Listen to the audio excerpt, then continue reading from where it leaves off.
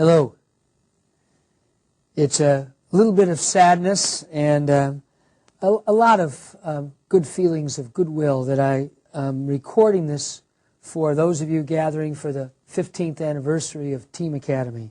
The sadness is obvious. I would love to be with you and many of my good friends who are in the room today.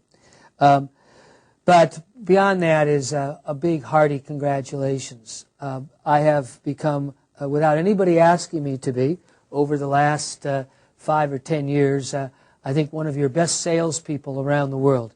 Every place I go, when people ask me about management education, I go, oh, well, you know, if you really want to see the future of management education, you should see Tiimiakatemi. So I wanted to take a couple minutes just to share why, as I was thinking about all that earlier today, you know, why is it that I have such heartfelt enthusiasm for the work of Tiimiakatemi? And maybe from that standpoint, a few encouraging words, but maybe stimulating ideas. You know, what does the future look like, and what might you be striving for? First off, the obvious. Tiimiakatemi is based on learning through doing.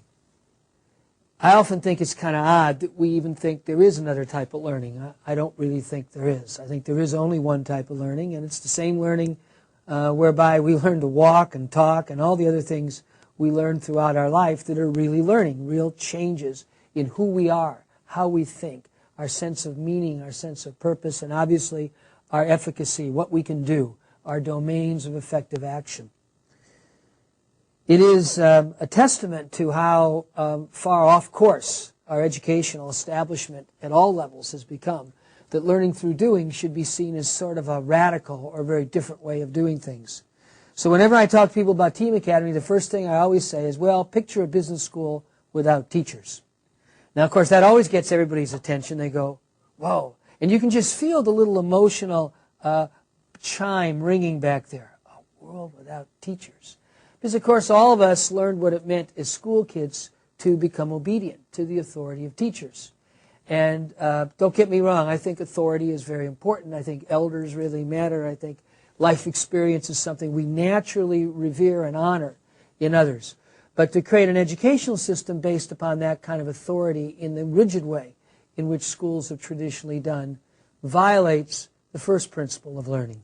The first principle of learning is learners learn what learners want to learn, and learners learn through doing, through attempting to bring into existence or into their reality something that they really care about. The other aspect of the Tiimiakatemi model that I think is so integral is this shift from teachers to mentors.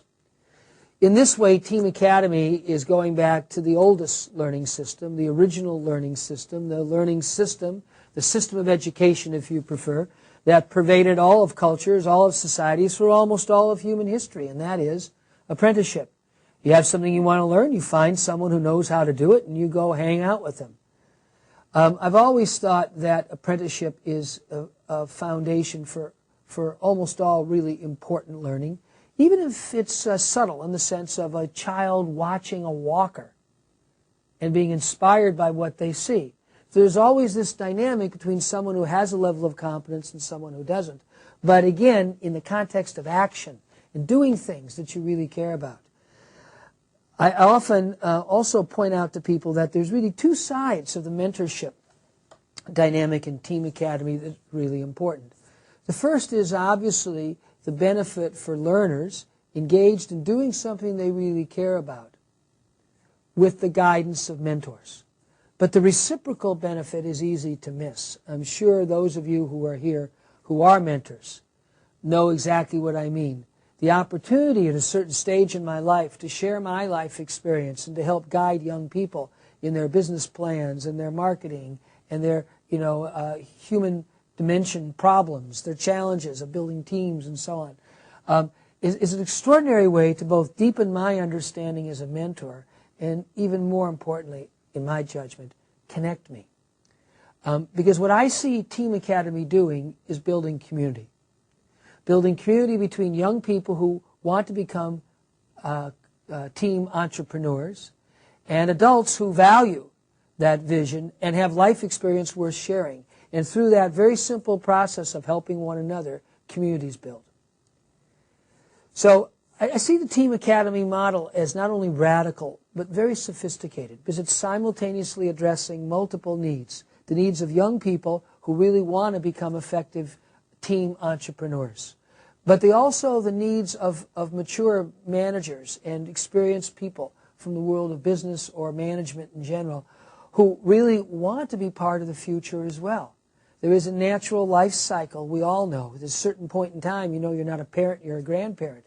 There's a certain point in time when your desire to do it myself, build it myself, starts to be superseded by your desire to help others, to be a mentor, to be someone to whom other people can really seek guidance and grow, not only in their technical, but in their personal knowledge. So to me, those are the things the Team Academy model embodies, you know, learning business, learning management by managing, by creating businesses, and doing it in a way that builds a larger community. When I think about the future, the obvious question that comes to mind, and I know it's one that many of you have wrestled with now and have been very engaged in, because I meet you in other countries, is that how do you take this model out of the Finnish context? To what extent is it transportable, or can it be recreated in a different culture, in a different setting, with a different network?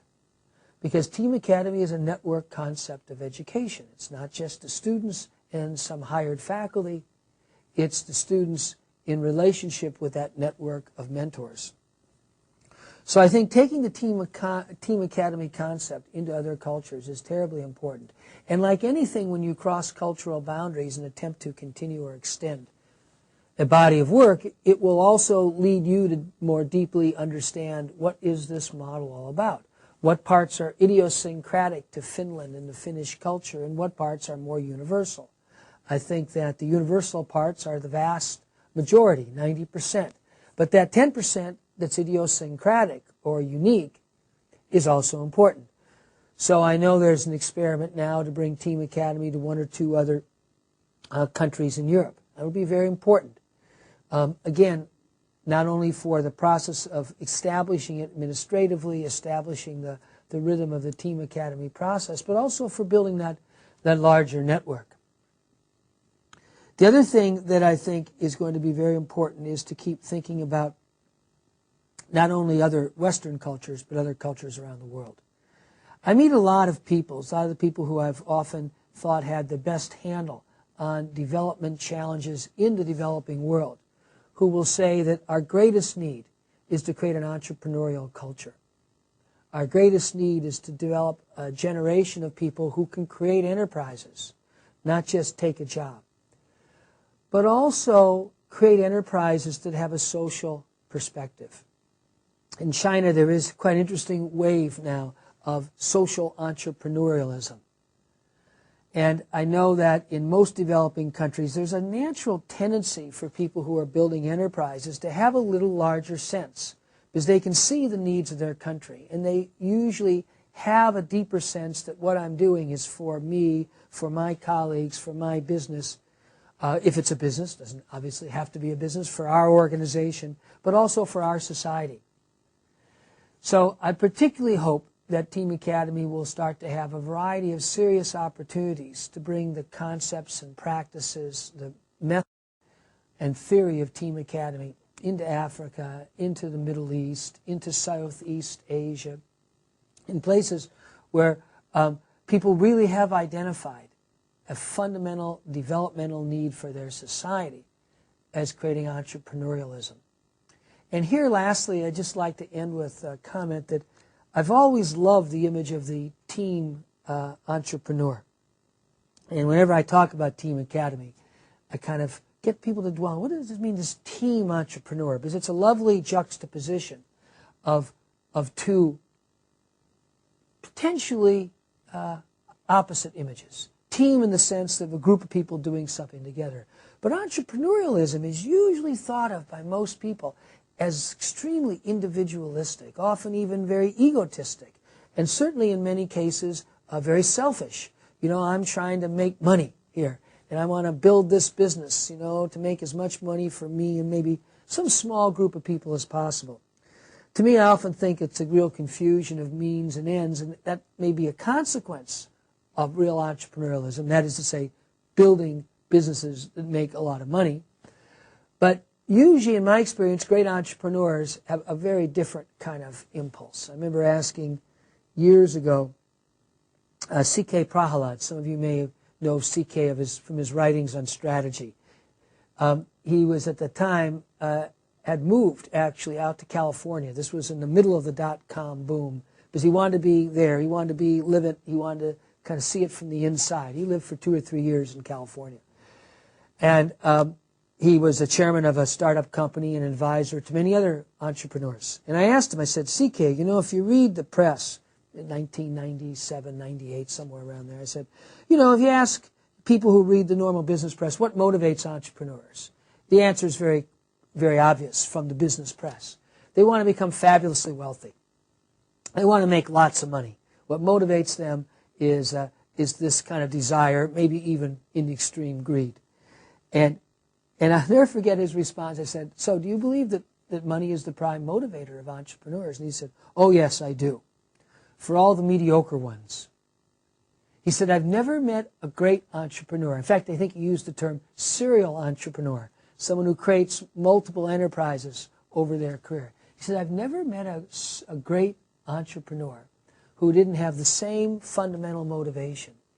The motivation, he said, was to change the world. And they pretty much figured if they did it well, they'd make money, and that was great, and that would really help what they're doing. And they weren't like they were indifferent. They're not saints or want to give away all their money. People are very different about that. But this point he was making about this impulse, this deep impulse to change the world, it is exactly what I think people in developing country contexts are saying when they say we need a culture of entrepreneurialism. I'll never forget years ago in a long-term project, now been going for over 20 years, partnership with a group in Uganda. And an area that was at that time the poorest part of Uganda is now arguably the most well-off economically. I'll never forget the founder of that organization saying, our first fundamental problem for development is fatalism. People do not believe they can influence their future. This is the spirit of real entrepreneurialism. And it really obviously doesn't matter if you start a business or a social enterprise or you bring that entrepreneurialism into the government. That belief that we can shape our future is the spirit of entrepreneurialism. And when you couple it with the team, it's a we shaping our future. And lastly, although I think it's always been implicit, at least amongst the Tiimiakatemi people I've gotten to know, and we do it for a larger benefit as well as a smaller benefit. So whether you call it team social entrepreneurs or social entrepreneuring, I don't care what we call it, but this idea that shifting the mindset to we can shape the future that is actually one of greater health and well-being for my community, for my society, for the larger living systems of which we're all a part. This is I believe, the great promise of Tiimiakatemi. Congratulations. And now the next stage will start.